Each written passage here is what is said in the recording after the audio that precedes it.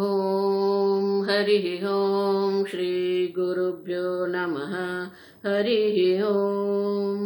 ॐ शन्नो मित्रः शं वरुणः शन्नो भवत्वर्यमा शन्न इन्द्रो बृहस्पतिः शन्नो विष्णुरुक्रमः। नमो ब्रह्मणे नमस्ते वायो त्वमेव प्रत्यक्षं ब्रह्मासि त्वमेव प्रत्यक्षं ब्रह्म वदिष्यामि ऋतं वदिष्यामि सत्यं वदिष्यामि तन्मामवतु तद्वक्तारमवतु अवतु माम् अवतु वक्तारम्। ॐ शान्ति शान्ति शान्तिः। ॐ सहना भवतु सहनौ भुनक्तु सह वीर्यं करवावहै तेजस्विनावधीतमस्तु मा विद्विषावहै। ॐ शान्ति शान्ति शान्तिः। सदाशिवसमारम्भां शङ्कराचार्यमध्यमाम् अस्मदाचार्यपर्यन्तां वन्दे गुरुपरम्परां। श्रुतिस्मृतिपुराणानाम् आलयं करुणालयं नमामि भगवत्पादं शङ्करं लोकशङ्करं शङ्करं शङ्कराचार्यं केशवं बादरायणं सूत्रभाष्यकृतौ वन्दे भगवन्तौ पुनः पुनः। ईश्वरो गुरुरात्मेति मूर्तिभेदविभागिने व्योमवद्व्याप्तदेहाय दक्षिणामूर्तये नमः। निधये सर्वविद्यानां विषजे भवरोगिणां गुरवे सर्वलोकानां दक्षिणामूर्तये नमः। ॐ नमः प्रणवार्थाय शुद्धज्ञानैकमूर्तये निर्मलाय प्रशान्ताय दक्षिणामूर्तये नमः। ॐ नमः श्रीशङ्करानन्द गुरुपादाम्बुजन्मने सविलासमहामोह ग्राहग्रासैककर्मणे।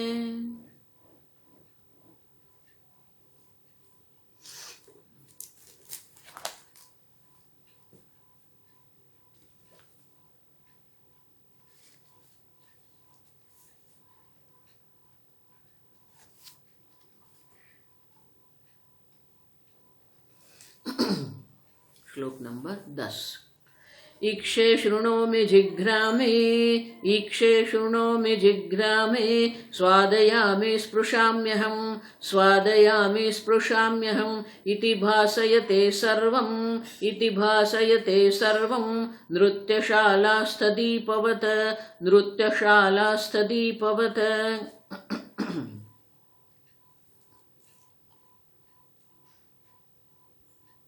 ईक्षे शृणोमि जिघ्रामि। अब देखो 9वें श्लोक में दर्शाया स्फोरयेत एक प्रयत्नेन। एक ही प्रयत्न से संपूर्ण विश्व को वो प्रकाशित करते हैं। तो बोले कैसे करते हैं? तो संस्कृत भाषा की ये विशेषता है। आप देखो शृणोमि जिघ्रामि ईक्षे। तो जिघ्रामि शब्द कहा मानी करता आ गया। अहम जिघ्रामि अहम ईक्षे। अब और ईक्षण क्रिया है दर्शन क्रिया है तो उनका विषय है रूप। स्पृशामि अहम स्पृशामि। अब जब हम कहते हैं अहम पृशामि तो अहम पृशामि हम कहते हैं तो पुरुष मानी क्या है? अब देखो अहम पुष्पम स्पृशामि। और इसीलिए एक क्रियापद कहा है लेकिन क्रियापद मानी पूरा वाक्य है। अहम रूपम ईक्षे। तो ये वाक्य के द्वारा क्या कहते हैं? अहम मानी कर्ता दर्शन क्रिया का कर्ता, रूपम मानी दर्शन क्रिया का विषय। और इक्षे दर्शन क्रिया, क्रियापद जो है वो क्रिया दर्शाते हैं। अब देखो, तो अहम मानी कर्ता, रूपम मानी विषय और इक्ष मानी की क्रिया। जिघ्रामे, आप देखो, अहम पुष्पम जिघ्रामे, तो अहम करता है, पुष्पम जो है विषय है, और जिघ्रामी जो, तो वो हमें दर्शाते हैं। तो इस प्रकार से एक वाक्य में ही हम देखते हैं कि तीनों है, और ये तीनों को प्रकाशित कौन कर रहा है। अब देखो, तीनों को जो प्रकाशित करने वाले कौन है? आप चैतन्य स्वरूप आत्मा है। आप चैतन्य स्वरूप आत्मा एक साथ ये तीनों को, दर्शन क्रिया करने वाले कर्ता और दर्शन क्रिया का जो विषय है रूपम पुष्पम, तीनों को एक साथ ही प्रकाशित करते हैं। आप समझो। तो ईक्षा मानी मैं रूप देखता हूं, श्रुणोमि मानी शब्द सुनता हूं, स्पृशामि मानी स्पर्श करता हूं। आप देखो, जिघ्रामि मैं गंध सूंघता हूं, तो स्पर्श का अनुभव हो रहा है। अब देखो, स्पृशामि स्वादयामि रसम, रस का स्वाद लेता हूं। अब देखो, तो एक ही वाक्य में तीनों आ गए। आप समझो। और तीनों को एक साथ, आप वो चैतन्य स्वरूप आत्मा है, तीनों को एक साथ प्रकाशित कर रहे हैं। अब देखो, क्रिया भी प्रकाशित हो रही है, विषय भी प्रकाशित हो रहा है, कर्ता भी प्रकाशित हो रहा है। इति भासयते सर्वम, इस प्रकार से सर्व वस्तु भासयत माने प्रकाशित हो रही है। नृत्यशाला स्थदीपवत, नृत्यशाला में रखा हुआ जो विशाल दीप है उनके समान है। तो बोले ये आपने जो दृष्टांत दिया ना, तो ये दृष्टांत जो है सही में वो रूपक है। रूपक मानी कि दृष्टांत के हर एक अंग को हम दृष्टांत बना सकते हैं। तो अगले 11 श्लोक में श्लोक पढ़ेंगे। नृत्यशालास्थ दीप, नृत्यशाला स्थितो दीपः, नृत्यशाला स्थितो दीपः, प्रभुं सभ्यांश्च नर्तकी, प्रभुं सभ्यांश्च नर्कति, दीपयेद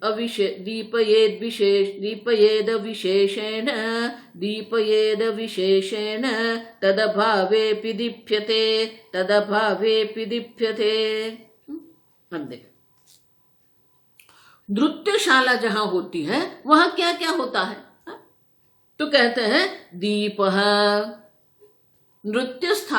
नृत्यशाला स्थितः दीपः, प्रभुम, अब देखो ये उनका आयोजक जो है वो भी है वहां पर, प्रभुम, सभ्यांश्च, अन्य सभ्य भी है जो नृत्य देखने आए हैं। अब देखो, तो सब सभासद भी वहां पर, सभ्य लोग भी है वहां पर, उनका जो अध्यक्ष है, जो आयोजक है वो भी वहां पर है। प्रभुम सभ्यांश्च, नर्तकी, नृत्यशाला है तो स्वाभाविक है नर्तकी भी वहां होगी। अब देखो, दीपयेत, नृत्यशाला स्थितः दीपः दीपयेत अविशेषेण, नृत्यशाला में रखा हुआ जो दीप जो है अविशेषेण माने कि कोई विशेषता नहीं है, समान रूप से ये तीनों को प्रकाशित करता है। नर्तकी को भी प्रकाशित करता है, जो अन्य दर्शक वहां आए हैं, जो दर्शक है वो सर्व सभा, जो सभा में जो सभासद है सबको प्रकाशित करते हैं, और उनका अध्यक्ष या आयोजक है उनको भी वो प्रकाशित करता है। ऐसा नहीं है ये नर्तकी है और नर्तकी बहुत सुंदर नृत्य कर रही है इसलिए उनको विशेष प्रकार से प्रकाशित करेगा दीप, नहीं।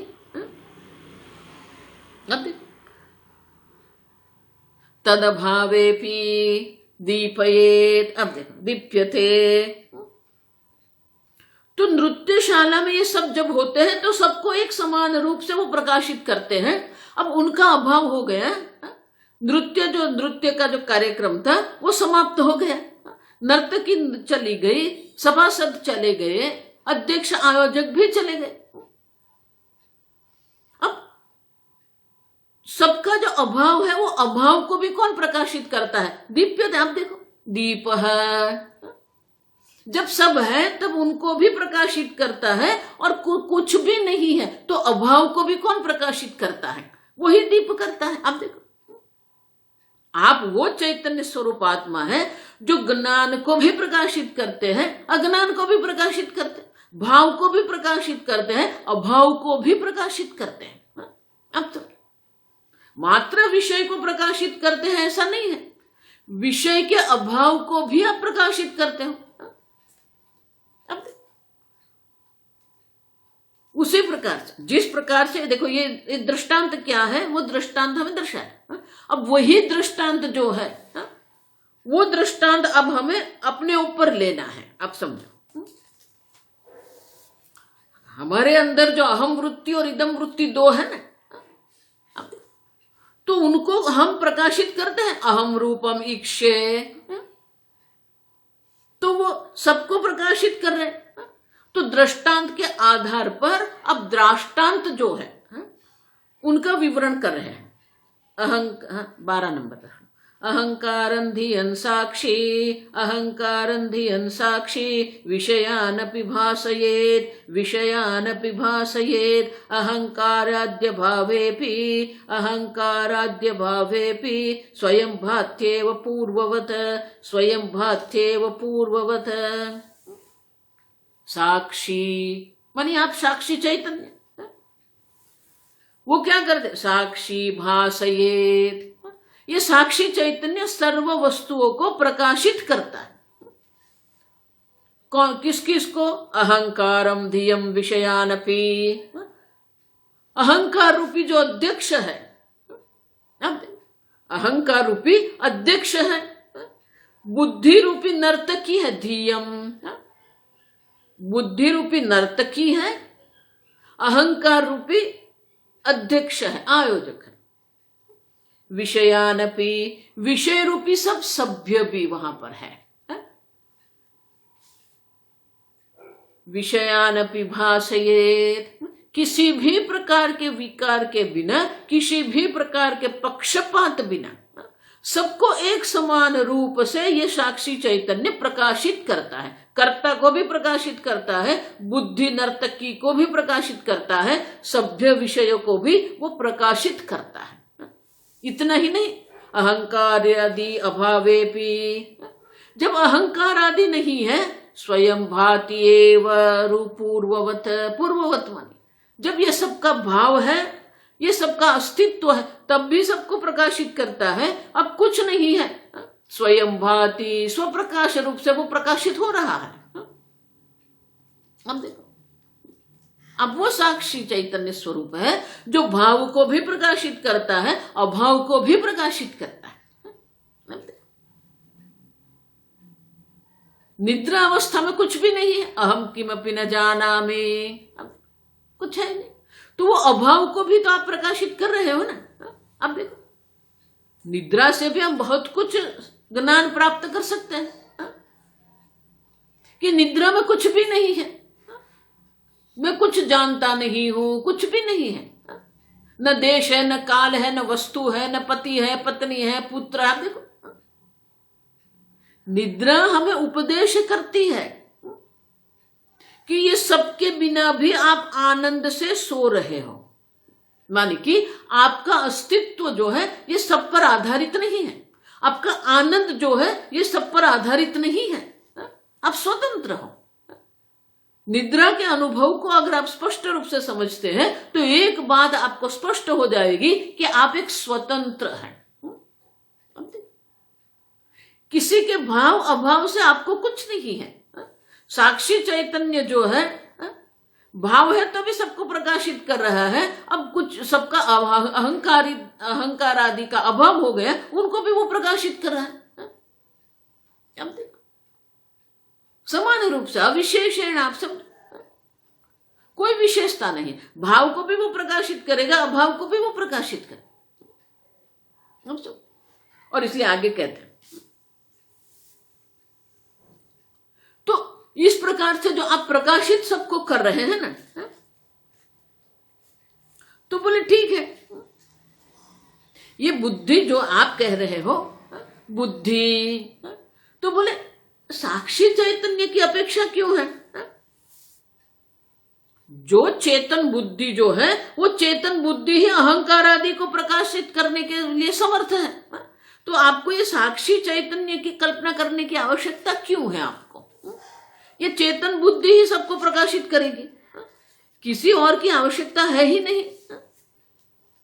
प्रकाश रूपाया बुद्धे व अहंकारादि सर्व अब भाषकत्वात्, देखो यही सबसे बड़ी गड़बड़ है, आप समझना ही है? लोग यही मानते हैं, मैं करता हूं, मैं देखता हूं, अब देखो मैं दर्शन क्रिया करने का करता हूं, तो बोले कि ये बुद्धि चक्षु के द्वारा विषय ग्रहण होता है, मन उनको एकत्रित करता है और बुद्धि उनको प्रकाशित करती है, और बुद्धि में ज्ञान है, ज्ञान स्वभाव वाली है बुद्धि, तो ज्ञान तो बुद्धि में हुआ, तो उसमें ये बीच में साक्षी चैतन्य की क्या आवश्यकता है? ये जो प्राकृत जन है ना, उनको कोई चैतन्य की आवश्यकता ही नहीं, सब चलता रहता है। तो इसलिए अगर आप शंका कर रहे हो तो शंका के समाधान के लिए ये 13वां श्लोक है। निरंतरम भासमाने कूटस्थे ज्ञप्तिरूपतः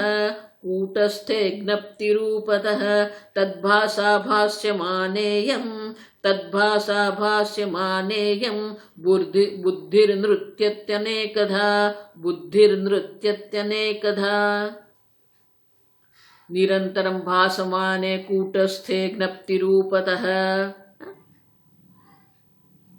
ये ज्ञप्ति रूप जो है प्रकाश स्वरूप जो चैतन्य है, स्वप्रकाश चैतन्य जो है, निरंतरम भासमाने कूटस्थ निर्विकारी जो चैतन्य है निरंतर प्रकाशित हो रहा है, और जब वो प्रकाशित हो रहा है तभी तो क्या होता है? तद्भासा भाष्यमाना इयं बुद्धि, उनके प्रकाश से ही तो ये बुद्धि प्रकाशित हो रही है।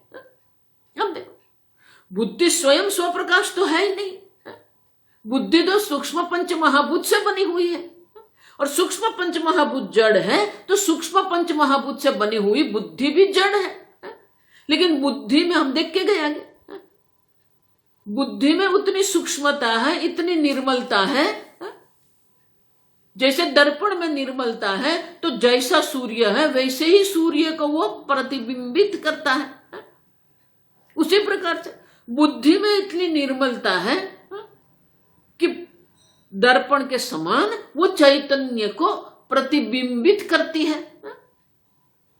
लेकिन बुद्धि स्वयं तो चैतन्य स्वरूप नहीं है, और इसलिए कहते हैं कि ये जो ज्ञप्ति रूप, ये ज्ञान स्वरूप, ये चैतन्य स्वरूप, स्वप्रकाश चैतन्य स्वरूप आत्मा जो है वो प्रकाशित हो रहा है, भासमान है। अब और उसके कारण क्या होता है? तद्भाषा, उनकी भाषा मानी उनके प्रकाश से ही इयम बुद्धि ही भाष्यमाना, ये जो बुद्धि है, इयम मानी स्त्रीलिंग, अब इदम मानी नपुंसकलिंग, अब अयम मानी जो पुल्लिंग है, तो बुद्धि स्त्रीलिंग है, इयम बुद्धि ही भासमाना, ये बुद्धि जो है वो प्रकाशित हो रही है, किसके प्रकाश से? तद्भाषा, वो चैतन्य के प्रकाश से ही ये बुद्धि प्रकाशित हो रही है। उतना ही नहीं, बुद्धि ही नृत्यति अनेकधा, आप देखो अनेक प्रकार से ये बुद्धि जो है नृत्य कर रही है। अयम घटः अयम पटः, आप देखो विशेष प्रकार के विषय को वो प्रकाशित करती है, वो नृत्य कर रही। अब देखो ये बहुत सुंदर है, आप समझो ये आपकी बुद्धि नर्तकी है और आपके प्रकाश में वो नृत्य कर रही है, अनेक विषय ग्रहण कर रही है। आप देखो, साक्षिणः स्वरूप चैतन्येन भासमान अनेकदा घटोयम पटोयम इत्यादि ज्ञानाकारेण नृत्यति विक्रियते। नृत्यति, पट का ज्ञान है, घट का ज्ञान है, हस्ती का ज्ञान है। आप देखो, अनेक प्रकार के ज्ञान के रूप में वो विक्रिया माने कि वो परिवर्तित होती रहती है। अब देखो, जिस प्रकार से जो नर्तकी होती है ना, विशेष प्रकार की मुद्रा प्रकट करती है। अब देखो, तो जिस प्रकार से नर्तकी अनेक प्रकार की मुद्रा से द्वारा हमें संदेशा देती है, अब देखो विशेष प्रकार से हमें कुछ कहते हैं, उसी प्रकार से ये बुद्धि जो है, ये बुद्धि रूपी नर्तकी अनेक प्रकार का ज्ञान प्राप्त करती रहती और विकार होता रहता है। क्योंकि घट ज्ञान जो है वो पट ज्ञान से अलग है। तो घट ज्ञान जो है वो घट ज्ञान आया, घट ज्ञान गया, अब पट ज्ञान आया। तो बुद्धि में क्या हो गया, वो घटाकार से अभी पटाकार हो गई। तो वो विकार होता रहता है बुद्धि में। जिस प्रकार से नर्तकी जो होती है विशेष प्रकार से नृत्य करती रहती है, उसी प्रकार से ये बुद्धि भी अनेक प्रकार से नृत्य करती रहती है। और इसलिए कहते हैं नृत्यति अनेकधा अनेकधा। अनेक प्रकार से ये नृत्य करती रहती है आपकी बुद्धि। और वो बुद्धि में ही, अहंकार में ही आपने अहम बुद्धि करके रखी। आप देखो, तो बुद्धि नर्तकी है, तो आप भी क्या हो गए, आप भी नृत्य कर रहे हैं विषय के नाम पर, पत्नी के नाम पर, घर के नाम पर, धन के नाम पर। आप क्या कर रहे हो, बुद्धि में अहम बुद्धि करके हम भी तो नृत्य ही कर रहे हैं। आप समझे, क्योंकि बुद्धि स्वयं तो जड़ है और इसीलिए साक्षी चैतन्य के द्वारा प्रकाशित होगी, तभी तो वो विषय ग्रहण करेगी। स्वयं में विषय ग्रहण करने की उनमें कोई सामर्थ्य नहीं है। स्वयं वो विषय ग्रहण नहीं कर सकती है जब तक वो चैतन्य का प्रतिबिंब विषय में, जिस प्रकार से दर्पण किसी को प्रकाशित नहीं कर सकता है, लेकिन जब सूर्य का प्रतिबिंब दर्पण में पड़ता है तो प्रतिबिंबित सूर्य के कारण ऐसा लग रहा है कि जो दर्पण है वो सबको प्रकाशित कर रहा है। उसी प्रकार से ये बुद्धि जो जड़ बुद्धि है, लेकिन जड़ बुद्धि में जो चैतन्य का जो प्रतिबिंब पड़ता है, वो प्रतिबिंब के कारण बुद्धि चेतन लगती है और सर्व प्रकार के ज्ञान वो प्राप्त करती रहती है। इसलिए आगे समझाते हैं, अहंकार प्रभु सभ्य, अहंकार प्रभु सभ्य, विषया नर्तकी मति, विषया नर्तकी मति, तालादिधारिण्य साक्षी, तालादिधारिण्यक्षाणी, तालादिधारिण्यक्षाणी, दीपः साक्ष्यवभासकः, दीपः साक्ष्यवभासकः। आप साक्षी चैतन्य है, दीपः अवभासकः, आप तो सबको प्रकाशित कर रहे हैं। लेकिन किस किस को प्रकाशित कर रहे हैं आप देखो, विषय भोग साकल्य वैकल्य अभिमान प्रत्युक्त हर्ष विषाद वृत्ति नृत्य।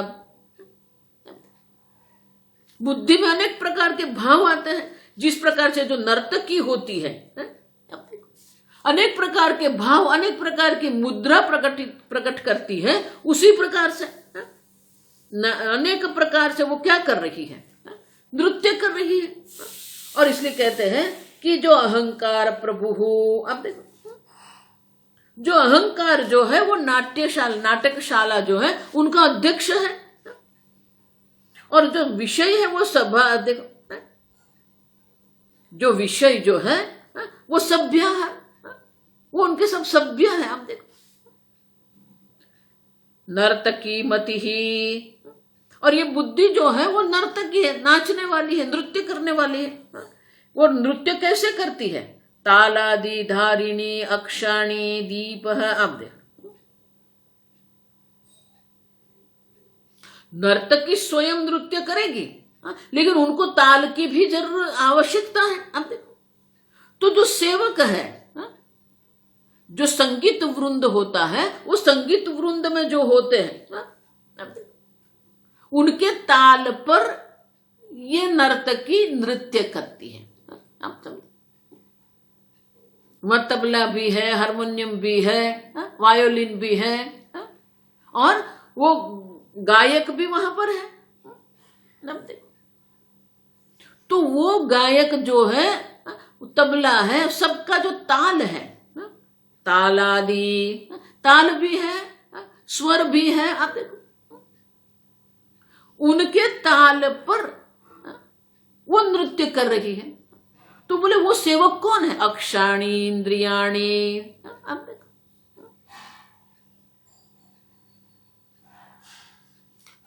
आप समझो, ये इंद्रिय जो है ना, इंद्रिय ऐसे ऐसे तबले बजाते हैं कि आपकी बुद्धि नृत्य करती रहती है, और उसी में आप अहम बुद्धि करके आप भी नृत्य ही कर रहे हैं। आप समझो, तबला जो है, जो ताल जो है उनका धीरे ताल रहेंगे तो नृत्य जो कर रही है नर्तकी जो है धीरे से नृत्य करेंगे। जब ताल की गति बढ़ जाएगी तो उनको नृत्य की गति भी बढ़ेगी।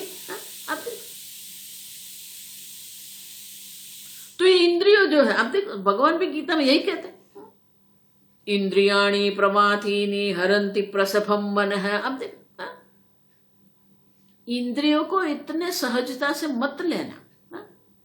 प्रमाथीनी इंद्रियाणी, ये इंद्रिय हमारी इतनी प्रमाथी जिद्दी है। अब देखो, ये इंद्रियों के द्वारा ही ये बुद्धि नृत्य कर रही है। वो इंद्रियों के ताल से ही ये बुद्धि रूपी नर्तकी नृत्य कर रही है। अब देखो, और आप कौन है? साक्षी निर्विकारी साक्षी चैतन्य है, जो दीप अवभासक है। अब साक्षी चैतन्य जो है वो दीपक है जो सबको प्रकाशित कर रहा है। संगीत वृंद को भी, गायक वृंद को भी वो प्रकाशित करता है, अध्यक्ष अहंकार को भी वो प्रकाशित करता है, और नर्तकी को भी प्रकाशित करता है, और नर्तकी के एक एक भाव को। अब देखो, मुख पर अनेक प्रकार के भाव हो सकते हैं, क्रोध, विषाद, हास्य, अनेक प्रकार के भाव। तो वो सब भाव को भी हम देख सकते हैं किसके प्रकाश में? दीपक के प्रकाश में। उनके हाथ में अनेक प्रकार की मुद्रा हो रही है, तो वो मुद्रा को भी कौन प्रकाशित करता है? वो दीपक प्रकाशित कर रहा है। अब देखो, ये ज्ञान मुद्रा है, ये मुर्गी मुद्रा है। अब मुझे तो कुछ मालूम नहीं है, आप समझो। जो भारतनाट्यम होता है, कथक नृत्य होता है, आप देखो, जो उनके अभ्यास के लिए जाते हैं तो वहां पहले उनको ये मुद्रा सिखाते हैं, मन के भाव, मुख पर भाव कैसे लाना है। तो मुख पर भाव के लिए भी उनको सिखाते हैं, आप समझो। क्रोध आकार कैसे बनना, मुख पर क्रोध का भाव कैसे लाना है, मुख पर विषाद का भाव कैसे लाना है, मुख पर हास्य भाव कैसे लाना है। तो मुख पर अनेक प्रकार के भाव होते हैं। हाथ से मुद्रा बनती है, और शरीर के भी विशेष प्रकार से अंगी होती है। वो सबको प्रकाशित कौन कर रहा है? साक्षी दीप अवभासक है, वो अवभासक है, वो सबको प्रकाशित करने वाला है। आपकी बुद्धि नृत्य करती रहती, आप सब। और इसीलिए आगे कहते हैं, स्वस्थान संस्थितो दीपः, स्वस्थान संस्थितो दीपः, सर्वतो भासयेद्यथा, सर्वतो भासयेद्यथा, स्थिरस्थायी तथा साक्षी, स्थिरस्थायी तथा साक्षी, बहिरन्तः प्रकाशयेत्, बहिरन्तः प्रकाशयेत्। देखो, चार है, अध्यक्ष है, सभ्य है, जो नर्तकी है, और संगीत वृंद है, गायक वृंद है। ये चार है, सब में विकार हो रहा है, आप समझो ठीक से। ये नर्तकी भी अनेक प्रकार के भाव कर रही है, अनेक प्रकार की अंगी है, अनेक प्रकार की मुद्रा है, तो वहां भी विकार परिवर्तन हो रहा है। संगीत भी अनेक प्रकार से हो रहा है, अनेक प्रकार से गान हो रहा है। अहंकार माने कि जो अध्यक्ष जो है वो ये नृत्य को देख के अनेक प्रकार के वाह वाह करते हैं। अब उनके मन में, उनके भाव में अनेकता प्रकट होती है, विकार प्रकट होता है। कुछ देखे वो बिल्कुल एक्साइट हो जाता है, आवेश में आ जाता है। कुछ भाव देख के वो स्वयं दुखी हो जाता है। तो अहंकार में भी ये विकार हो रहा है, सभ्य जो है उसी में भी विकार हो रहा है। तो ये सब जो है वो विकारी है। लेकिन जो दीप है वो क्या है? स्वस्थान स्थितः दीपः। दीप अपना स्थान भी नहीं बदलता है और प्रकाशित करने का जो क्रिया है वो एक समान हो रही है। सर्वतः भासयेद यथा, जिस प्रकार से नृत्यशाला में जो दीप है वो अपने स्थान, स्वस्थान, अपने स्थान पर रहकर ही सर्व वस्तु को एक समान रूप से प्रकाशित करता है, उसी प्रकार से स्थिर स्थायी तथा साक्षी। स्थिर स्थायी, स्थिर है, निर्विकारी है, अपरिवर्तनशील है। आप नित्य, आप देखो अचलोयम सनातन, आप अचल है, किसी भी प्रकार का चलन, किसी भी प्रकार का विकार आप में है ही नहीं। स्थिरस्थायी साक्षी बहिरंतः प्रकाशे, बाह्य विषय को भी वो प्रकाशित कर रहे हैं, आंतरिक अहंकार आदि को भी वो प्रकाशित कर रहा है। आप समझे? जो बाह्य है उनको भी वो प्रकाशित कर रहा है, जो आंतरिक है उसको भी वो प्रकाशित कर रहा है।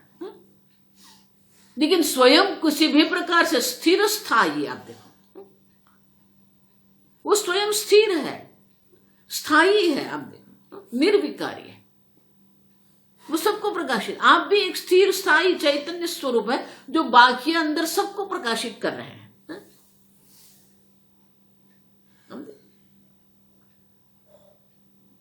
तो बोले कि ये बाह्य और अंदर ये क्या है, अंतर्बाह्य क्या है? आप देखो देखो ये बहुत समझना है। हम जो अंदर बाहर करते रहते हैं ना, ये बहिर्मुख है, अंतर्मुख है, तो बोले अंतर्मुख किसको कहेंगे, बहिर्मुख बाह्य और अंदर किसको कहेंगे? आगे भी कल हमने देखा, गुजरात की दृष्टि से आप अंदर है, महाराष्ट्र की दृष्टि देखो, महाराष्ट्र की दृष्टि से आप बाहर है, भारत की दृष्टि से महाराष्ट्र भी अंदर है, पाकिस्तान की दृष्टि से महाराष्ट्र क्या हो जाएगा, बाहर हो जाएगा। अब देखो, तो अंदर बाहर जो हम कहते हैं वो एक सीमा सापेक्ष है। आपको एक सीमा बनानी पड़ेगी, वो सीमा की दृष्टि से आप कहेंगे ये इस और है, उसको अंदर कहेंगे, इस और है उसको बाहर कहेंगे। अब कमरे में बैठे तो दीवार बन जाएगी क्या, एक सीमा। दीवार के इस और है जो अंदर है, दीवार की उस और है वो बाहर है। तो बोले आप ये जो कह रहे हो ना अंदर बाहर,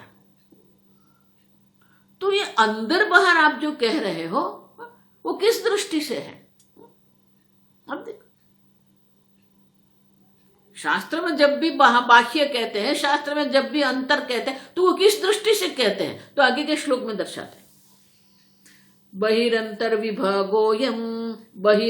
विभागोयम देहापेक्षो न साक्षिणी, देहापेक्षो न साक्षिणी, विषया बाह्य देशस्थाः, विषया बाह्य देशस्थाः, देहस्यांतर अहंकृतिः, देहस्यांतर अहंकृतिः, बहिः अंतः विभागः यम्। बोलो कि बाह्य और अंदर का जो विभाग किसके अपेक्षा से है? देह अपेक्षा है। ये विभाग जो है देह की अपेक्षा से है, न साक्षिणी, साक्षी की दृष्टि से नहीं है। हम देख, साक्षी की दृष्टि से कुछ भी नहीं है, साक्षी की दृष्टि से सब क्या है, एक अद्वितीय चैतन्य मात्र है। हम देख, देह की दृष्टि से अंदर है बाहर है, तो बोले देह की दृष्टि से अंदर क्या है? विषयाः बाह्य देशस्थाः, जो विषय है वो बाह्य देश में है, देह से बाहर है। अंतः अहंकृति ही देहस्य अंतः, देह के अंदर ये अहंकृति है, देह के अंदर ये बुद्धि है। विषय बाहर है, लेकिन किसकी दृष्टि से? देह की अपेक्षा से। अब देखो, इसलिए वेदांत में अंदर बाहर कुछ नहीं है। जब हम कहते हैं सर्वम खलु इदं ब्रह्म, तो अंदर क्या बाहर क्या? अब देखो,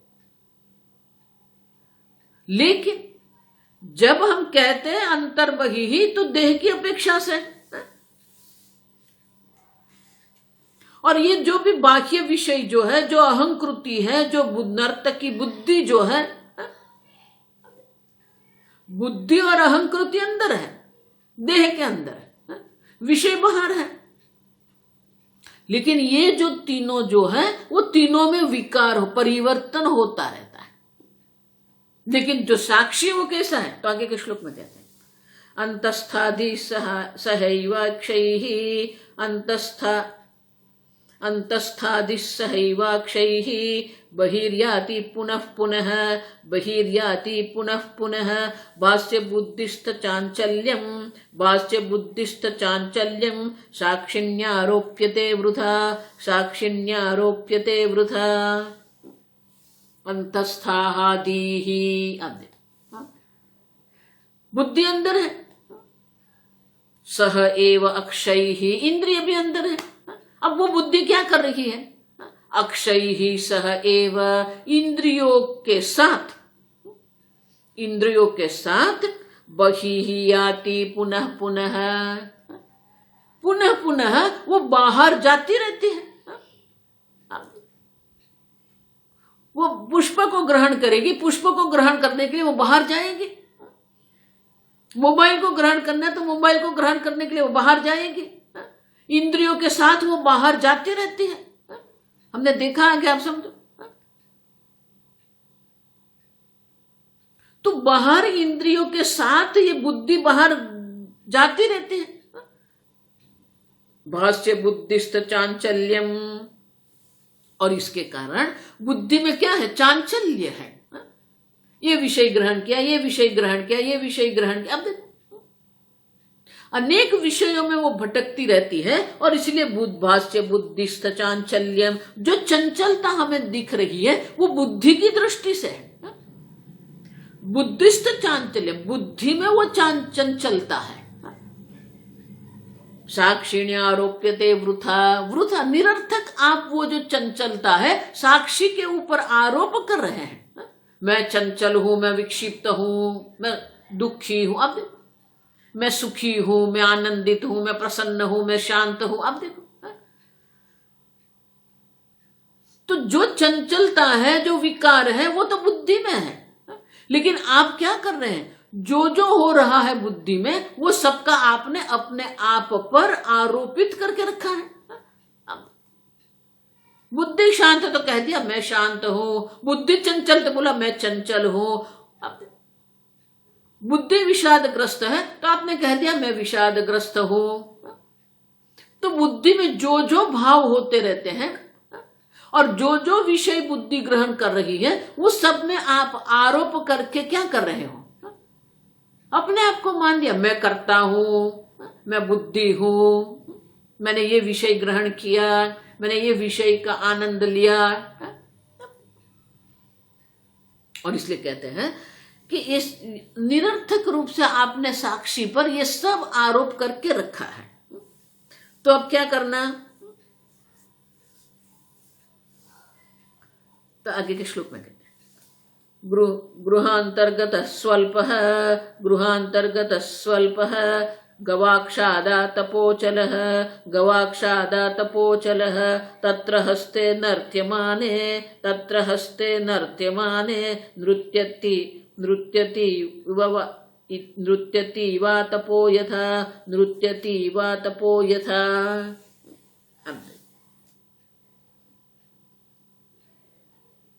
गवाक्षाद आतपः, गृह अंतर्गतः, आतपः माने कि सूर्य की किरण, गवाक्ष माने छिद्र। अब छिद्र से वो होता है, क्या होता है? गृहांतः गृहांतर्गतः स्वल्पः। सूर्य का जो प्रकाश है वो प्रकाश में से अल्प एक छिद्र से वो प्रकाश, जो सूर्य का किरण जो है वो अंदर जाता है। अब समझ। फिर क्या? तत्र हस्ते नर्त्यमाने, और वहां पर क्या होता है? वो जो किरण, जो सूर्य का किरण जो है, वो सूर्य का किरण छिद्र के द्वारा अंदर गए। अब हस्त नर्तते, आप देखो हाथ में आप विशेष प्रकार के मुद्रा कर रहे हैं, तो उसके कारण क्या होगा? नर्तति आतप इव यथा। तो नृत्य का जो हाथ में जो नृत्य हो रहा है, इसके कारण हमें ऐसा लग रहा है कि वो जो आतप है, जो प्रकाश है, वो जो सूर्य का किरण है, वो नृत्य कर रहा है, ऐसा लगता है। अब करके देखना है।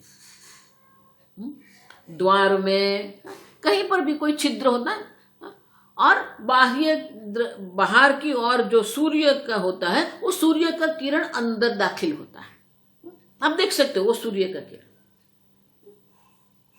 अब वो सूर्य का किरण जो है वो दीवार पर पड़ता है। अब जब ये सूर्य का किरण जो आ रहे हैं, उसमें अगर आप अपने हाथ को ऐसे कराएंगे तो आपको वो दीवार पर क्या लगेगा? वो नृत्य कर रहा है। तो वो नृत्य कर रहा है हाथ। आप देखो अनेक प्रकार की मुद्रा बना रहे हैं, लेकिन वो मुद्रा कहाँ दिखेगी? ऐसा लगेगा दीवार पर, ऐसा लगेगा कि जैसे नृत्य जो कर रहा है वो प्रकाश नृत्य कर रहा है। बहुत सुंदर है। आप देखो नृत्य तो हाथ से और मुद्रा तो हाथ से बन रही है, लेकिन जो दीवार पर हमें दिखता है वो क्या दिखता है? जो सूर्य का जो प्रकाश है वो नृत्य कर रहा है। अब करके देखना है।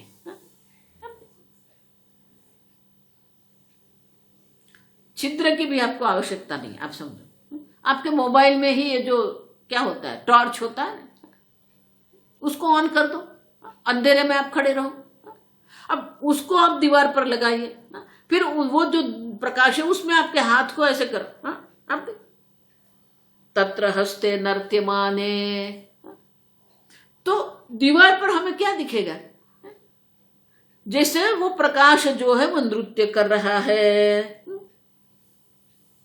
तो जिस प्रकार से प्रकाश नृत्य कर रहा है ऐसा दिखता है, उसी प्रकार से अगले श्लोक में निज स्थान स्थित साक्षी, निज स्थान स्थित साक्षी, बहिरंतर्गमागमो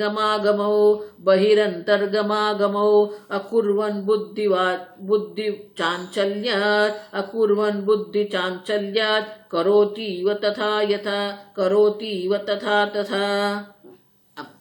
उसी प्रकार से तथा तथा मानी उसी प्रकार से। निज स्थान स्थित साक्षी, साक्षी तो अपने स्वरूप में स्थित है। स्थान मानी कोई स्थान मत सोचना। आजकल ये योग वाले एक नया निकाल के रखे हैं, आत्मा यहां होता है। किसने कहा आत्मा यहां होता है? लोग क्या क्या करते हैं। आत्मा हृदय में है, आप हृदय में रहते हो। किसने कहा आप हृदय में रहते हो? स्थान मानी कोई विशेष स्थान नहीं है चैतन्य का, आप समझो। निज स्थान स्थित मानी वो अपने स्वरूप में स्थित है चैतन्य, कोई विशेष स्थान नहीं है। स्वामी जी हमेशा ये मजाक करते थे। कोई कहेगा हृदय में है, कोई कहे यहां है, कोई कहेगा यहां है। अब तो स्वामी जी कहते ये चैतन्य जो लड्डू है, क्या लड्डू यहां भी रखेंगे, यहां भी रखेंगे, यहां भी रखेंगे, यहां भी रखेंगे, ऐसा है क्या? नहीं, चैतन्य सर्वव्यापी है। अंतर्बहिश्च तत्सर्वम, आप सब एक समान है। अंदर भी वही चैतन्य, बाहर भी वही चैतन्य है, और वो चैतन्य का हम स्थान ढूंढ रहे हैं। यहां स्थान शब्द का अर्थ जो है शाब्दिक रूप से मत लेना। निज स्थान माने निज स्वरूप में वो। अब बहिरंतर गमागमो, अब देखो वही साक्षी चैतन्य अंदर भी है, वही साक्षी चैतन्य बाहर भी है। अब देखो, और हमें कैसे लगता है बाहर आना जाना नहीं है, आप समझो, फिर भी हमें ऐसा दिखता है कि चैतन्य बाहर गया और चैतन्य अंदर आया। अब गम मानी जाना, आगम मानी आना। अब गमन आगमन हमें दिखता है, जैसे बाहर गया और आ गया, बाहर गया और आ गया। तो चैतन्य स्वरूप तो अपने स्थान में है, वो बाहर जाता भी नहीं है, बाहर से अंदर आता भी नहीं है। अकुर्वन, अकुर्वन में कुछ नहीं करता है। चैतन्य बाहर जाता भी नहीं है, चैतन्य अंदर आता भी नहीं, अकुर्वन। वो अपने स्वरूप में स्थित है। लेकिन क्या होता है, बुद्धि चांचल्यात करोति एव तथा तथा, बुद्धि की चंचलता के कारण हमें ऐसा दिखता है। तथा तथा मानी जैसे जैसे बुद्धि का चांचल्य जो है उसके अनुरूप जैसे कि चैतन्य कर रहा है। जैसे हाथ में जो मुद्रा होती है वो हमें प्रकाश में दिखती है, उसी प्रकार से चंचलता बुद्धि की चंचलता है। लेकिन बुद्धि की चंचलता जो है हम उनको साक्षी पर आरोपित कर देते हैं और हम कहते हैं साक्षी बाहर गया और साक्षी अंदर आया। लेकिन साक्षी न तो अंदर जाता है न ही बाहर जाता है। आप कुछ नहीं, बाहर जाना भी है नहीं, अंदर आना भी नहीं, अकुर्वन। आप देखो, बाहर जाना अंदर आना ये सब देह की अपेक्षा से, साक्षी तो सर्वव्यापी चैतन्य है। और इसलिए कहते हैं कि बुद्धि की चंचलता जो है, बुद्धि के जितने भी भाव है, जिस प्रकार से नर्तकी के अनेक भाव होते हैं उसी प्रकार से बुद्धि में भी अनेक भाव है। वो सब भाव को हमने क्या करके रखा है, अपने आप पर, साक्षी चैतन्य मानी आप स्वयं, अपने आप पर आपने अध्यारोपित करके रखा है। आप देखो, और वो अध्यारोपित है लेकिन उनको हम सत्य मान के चल रहे हैं। जो मन में भाव है, जो बुद्धि का भाव है, उसी को हमने मान लिया। बुद्धि शांत है तो मान लिया मैं शांत हूं, बुद्धि विक्षिप्त है कहते मैं विक्षिप्त हूं। बुद्धि में क्रोध आया तो क्या कहा, मैं क्रोधी हूं। अब देखो, अनेक प्रकार से हम ये अध्यारोप करते रहते हैं। और इसलिए आगे कहते हैं न बाह्य नांतर साक्षी, न बाह्यो नांतर साक्षी, बुद्धिर्देशौ हिता उभौ, बुद्धिर्देशौ हिता उभौ, बुद्ध्यादिशेष संशांतौ, बुद्ध्यादिशेष संशांतौ, यत्र भात्यस्ति तत्र सः, यत्र भात्यस्ति तत्र सः।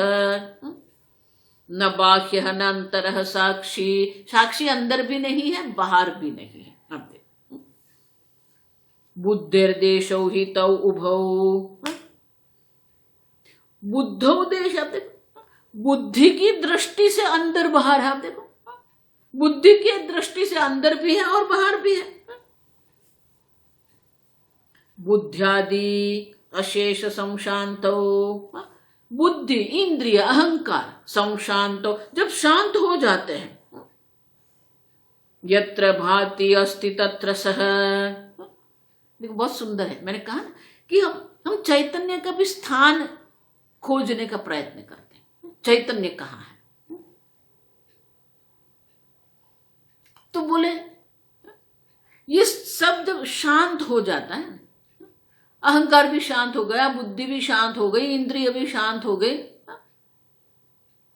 तो आप जहां है वहां ही है। आप देखो बहुत सुंदर है, यत्र भाति अस्ति तत्र सः, आप जहां प्रकाशित हो रहे हैं वहां ही आप है। अस्ति तत्र, यत्र भाति तत्र अस्ति सः, वो जो साक्षी चैतन्य है जहां प्रकाशित हो रहा है वहां ही वो बैठा है।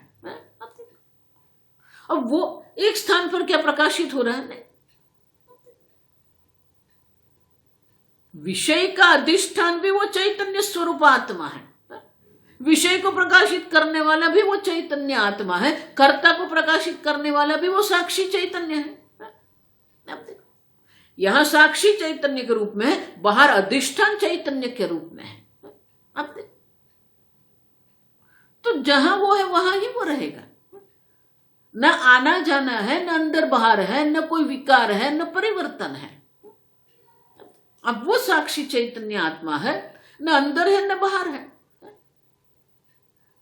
विषय के रूप में वो बाहर दिख रहा है, अधिष्ठान चैतन्य के रूप में वो बाहर दिख रहा है, देवताओं के रूप में वो स्वर्ग में दिख रहा है, और कर्ता के रूप में वो आपके अंदर दिख रहा है। लेकिन वो साक्षी तो जहां है वहां ही है। यत्र भाति तत्र स अस्ति। जो इनका अर्थ क्या हुआ देखो, ये समझ लो आप ठीक से। यत्र भाति वो जहां प्रकाशित हो वहां है, वो विषय को प्रकाशित कर रहा है तो वहां पर भी है, यहां कर्ता को प्रकाशित कर रहे यहां भी है। दर्शन क्रिया बुद्धि में हो रही है तो वो दर्शन क्रिया जहां हो रही वहां उनको भी वो प्रकाशित कर, तो वहां पर भी है वो। यत्र भाति तत्र अस्ति सह। अब देखो सूर्य प्रकाशित हो रहा है तो वो सूर्य वो चैतन्य स्वरूप है। स्वर्ग में देवता लोग जो है वो भी चैतन्य से ही प्रकाशित हो रहे हैं, तो चैतन्य देवता के रूप में भी है और स्वर्ग में भी है। जहां जहां वो भाति मानी, जहां जहां वो प्रकाशित हो रहा है वहां वो है, एक देह में वो नहीं है। आप समझो, ये अन्य गलती ये सब ध्यान करने वाले करते हैं। साक्षी को अंदर बैठा दिया है। किसने कहा साक्षी अंदर है? अब देखो साक्षी अंदर भी नहीं है, बाहर भी नहीं, न अंतर है न बाकी है। अब देखो जो जो वस्तु जहां जहां प्रकाशित हो रही है वहां वहां वो चैतन्य है। सूर्य प्रकाशित हो रहा है वो चैतन्य है वहां पर, चंद्रमा प्रकाशित हो रहा है चैतन्य वहां पर, ब्रह्मा जी प्रकाशित हो रहे हैं तो वो भी चैतन्य वहां पर है। एक स्थान पर एक देह में चैतन्य नहीं है, साक्षी सर्वत्र है। अब देखो साक्षी चेता केवलो निर्गुणश्च। अब देखो निर्गुणश्च, कोई गुण नहीं है, कोई विशेषता नहीं है, कोई विकार नहीं है। अब और इसलिए कहते हैं यत्र भाति अस्ति सह तत्र। अब देखो किसको वो साक्षी चैतन्य किसको प्रकाशित नहीं करता है। आप देखो सबको एक समान रूप से प्रकाशित कर रहा है, सर्व विषय को भी वही प्रकाशित करता है, इंद्रियों को भी वही प्रकाशित करता है, इंद्रियों के द्वारा जो क्रिया हो रही है वो क्रिया को भी वो प्रकाशित कर रहा है, और जो ग्रहण कर रहा है वो कर्ता को भी वो प्रकाशित करता है, और कर्ता में जो ज्ञान अज्ञान उसी को भी वो साक्षी चैतन्य प्रकाशित करता है।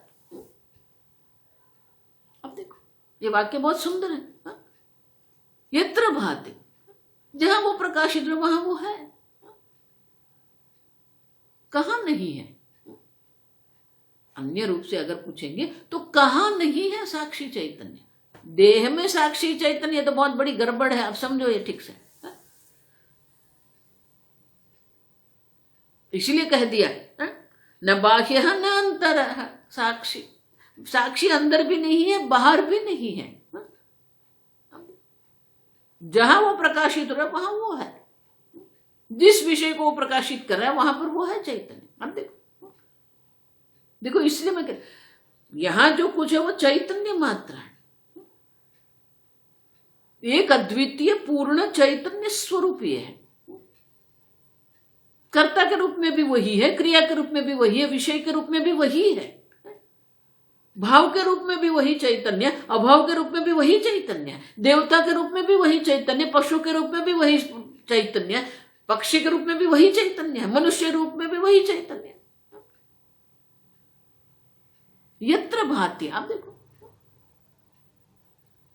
कोई एक स्थान पर नहीं है।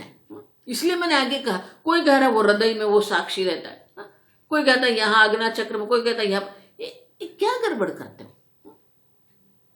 चैतन्य का कोई स्थान नहीं है। आप समझो वो तो निर्विकारी एक अद्वितीय सर्वव्यापी चैतन्य है। विशेष स्थान में उनको रखना ये तो सबसे बड़ी गड़बड़ है। जहां पर कुछ भी ये जगत में कोई भी विषय प्रकाशित हो रहा है, वो प्रकाश किसके कारण प्रकाशित हो रहा है? अब देखो, सूर्य स्वप्रकाश है, भौतिक दृष्टि से है, लेकिन सूर्य को भी प्रकाशित करने वाले चैतन्य स्वरूप आत्मा आप है। चक्षुर इंद्रिय के अंदर प्रतिबिंबित जो प्रकाश चैतन्य है, वो प्रतिबिंबित चैतन्य से ही सूर्य प्रकाशित हो रहा है। आप वो चैतन्य स्वरूप साक्षी है जो प्रकाश को भी प्रकाशित करता है और अंधकार को भी प्रकाशित करता है। प्रकाश के अभाव अंधकार को भी आप प्रकाशित कर रहे हो। आप देखो, आप समझो, आपकी इंद्रिय में वो प्रकाश है जो अंधकार को भी प्रकाशित करता है, भाव को भी प्रकाशित करता है, अभाव को भी वो प्रकाशित कर रहा है। निज स्थान स्थित है, वो अपने स्वरूप में है। उनके सामने जो आ गया उनको प्रकाशित कर दिया। और विशेषण हम देखेंगे, तो जहां जहां कुछ प्रकाशित हो रहा है वहां वो चैतन्य है ही, आप समझो। और इसीलिए एक विशेष देश नहीं है। आगे के श्लोक में कहते हैं, देशः कोऽपि न भासेत, देशः कोऽपि न भासेत, यदि तर्हि त्वदेशभाग, यदि तर्हि स्वदेक भास, सर्वप्रदेश प्रकल्पृत्येव, सर्वदेश प्रकल्पृत्येव, सर्वगत्वं न तु स्वतः, सर्वगत्वं न तु स्वतः।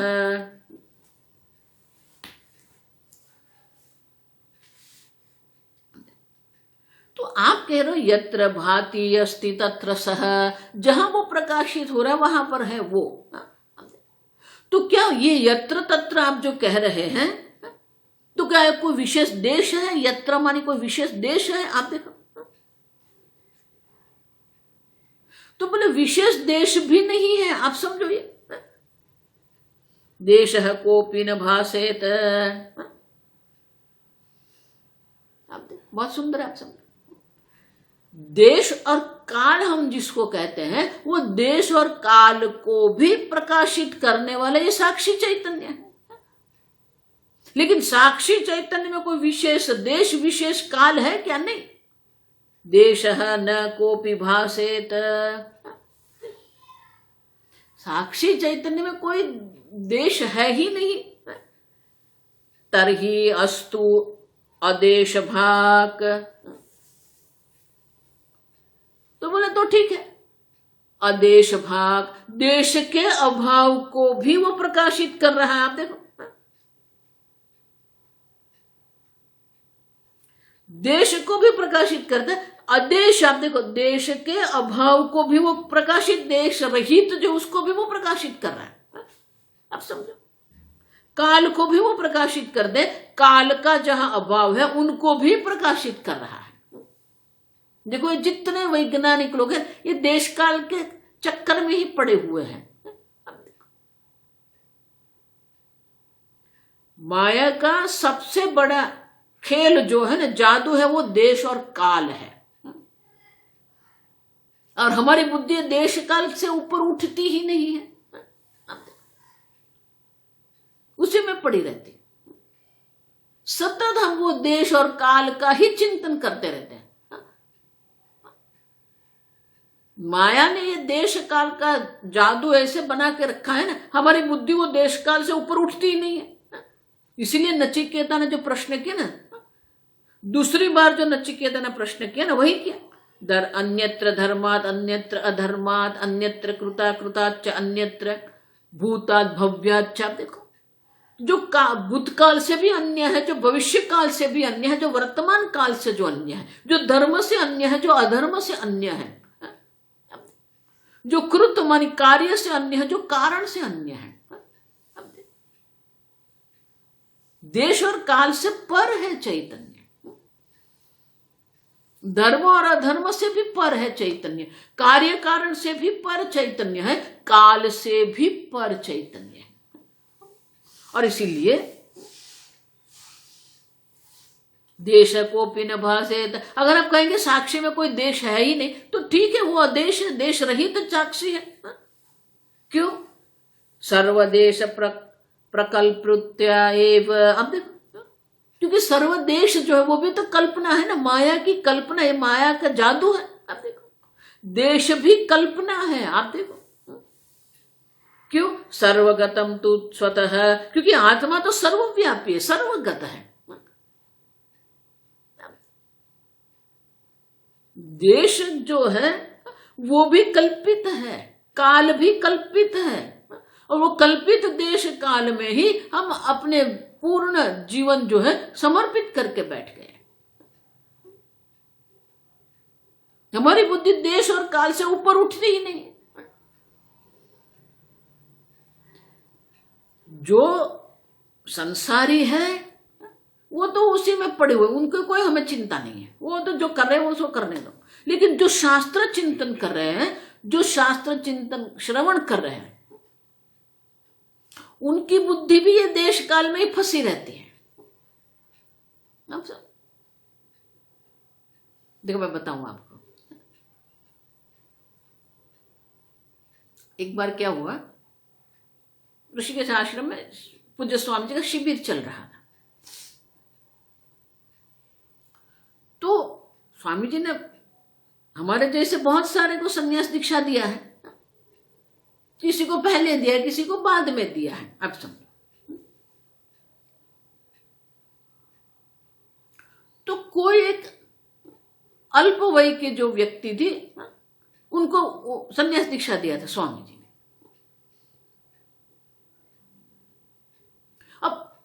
अब समझो ये ठीक से। और उनके बाद किसी और को स्वामी जी ने संन्यास दीक्षा दिया था, जिनका वय थोड़ा अधिक था, जिनकी वय अधिक थी। अब जब दोनों मिले ना एक दूसरे को,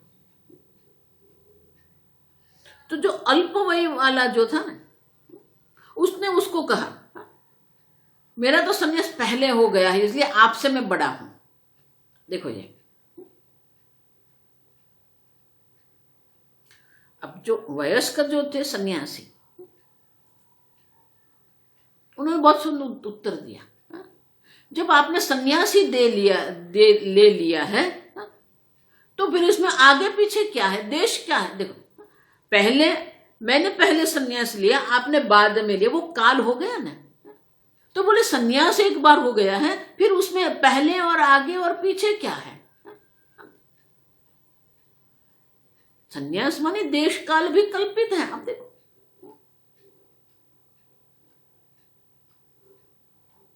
कौन बड़ा कौन छोटा, कौन आगे कौन पीछे। यहां देश के साथ हमें काल भी लेना, आप समझो। देश भी कल्पित है। अब देश स्वयं कल्पित है, तो एक विशेष स्थान चैतन्य के लिए आप कैसे कहेंगे? अब देखो, और विशेष स्थान नहीं है तो अंदर बाहर किसकी अपेक्षा से आप कहेंगे? चैतन्य की दृष्टि से अंदर बाहर भी नहीं है, चैतन्य की दृष्टि से देश ही नहीं है, तो फिर अंदर बाहर कहां से आया? और चैतन्य की दृष्टि से काल भी कल्पित है, तो आगे पीछे कहां से आ गया? मैं आपका बड़ा भाई हूं, कौन बड़ा कौन छोटा, कौन वयस्क है कौन अल्प वयस्क है? नहीं। अब समझ। और इसलिए कहते हैं कि देश सर्वदेश, सर्व प्रकार से जो देश जो है, स्वर्ग भी एक देश है, नरक भी एक देश है, ब्रह्मलोक भी देश है, भारत देश। तो देश जो हमें कहते हैं, वो सर्व देश जिसको हम कह रहे हैं, वो सब तो साक्षी चैतन्य में कल्पित है, क्योंकि साक्षी चैतन्य तो सर्वव्यापी है। अब कल्पित देश में बैठ के आप क्या कर रहे हो? कल्पित काल में बैठ के आप क्या कर रहे हो? हमारी बुद्धि वो देश काल में घूमती रहती है। इसीलिए भगवान ने कहा, आप देखो ये देश और काल का आत्म चैतन्य में अभाव है। देखो, शब्द का श्रवण करने मात्र से ज्ञान नहीं होता, उनका स्फुरन होना चाहिए। अविनाशी तु तद्विद्धि येन सर्वमिदं ततम। देखो ये वाक्य, आत्मा अविनाशी है, माने कि उनके काल का कोई संबंध ही नहीं है, काल से पर है। इसलिए स्वामी जी कहते हैं अविनाशी माने नॉट टाइम बाउंड, सम काल में मर्यादित नहीं है। आप देखो काल से पर है वो। ये न सर्वमिदं ततम, जिसके द्वारा संपूर्ण जगत व्याप्त है, माने कि कोई देश नहीं है, न देश की मर्यादा है न काल की मर्यादा है। देश और काल की मर्यादा से पर आप चैतन्य स्वरूप है, और उसी को आपने देश और काल में बिठा दिया है। मेरी तो अब मेरे वही हो गया, अभी क्या करेंगे, मेरा तो बहुत समय बिगड़ गया, अब मैं क्या करूं, बहुत समय व्यस्त हो गया। कौन काल की बात आप कर रहे हैं, किस देश की बात आप कर रहे हैं? देश स्वयं कल्पित है, और इसीलिए ये देश की दृष्टि, ठीक से समझो, देश की दृष्टि से हम कहते हैं चैतन्य सर्वव्यापी है। देश ही नहीं है तो पर सर्वव्यापकत्व भी क्या है, सापेक्षिक है। देह की दृष्टि से अंदर बाहर, देह की अपेक्षा से अंदर बाहर है, उसी प्रकार से देश की अपेक्षा से हम कहते हैं वो सर्वव्यापी है। काल की दृष्टि से कहते हैं वो नित्य है, निर्विकारी है। अब देखो देश काल है ही नहीं। जब देश का चिंतन करते तो हमें कहना पड़ता है वो सर्वगतम, काल का चिंतन करते तो हमें कहना पड़ता है वो नित्य सर्वगत स्थाणु अचलो यम सनातन। हम देखो, और इसलिए कहते हैं साक्षी चैतन्य में देश और काल जो है वो भी क्या है, कल्पित है, कुछ है ही नहीं। अब कल्पित ही है, फिर उसमें आप कल्पना करके क्या कर रहे हो, सुखी दुखी हो रहे हो। और इसीलिए आगे समझाते हैं, वो कल देखेंगे। देखो बहुत छोटा प्रकरण है, मात्र 26 श्लोक है, तो कल हमारा ये प्रकरण भी समाप्त हो जाएगा। बहुत छोटा प्रकरण, बहुत सुंदर है, लेकिन चिंतनीय है। छोटा है लेकिन चिंतनीय है, क्योंकि आप जो साक्षी चैतन्य जिसमें देश भी नहीं, काल भी नहीं, अंदर नहीं है, बाहर नहीं है, आप देखो अब बहुत सुंदर प्रकरण है ये। आप देखो, ये समझो कि आप वो साक्षी चैतन्य है जहां देश नहीं है, काल भी नहीं है। अब देखो, बैठ के देखो कि कोई देश नहीं, कोई काल नहीं।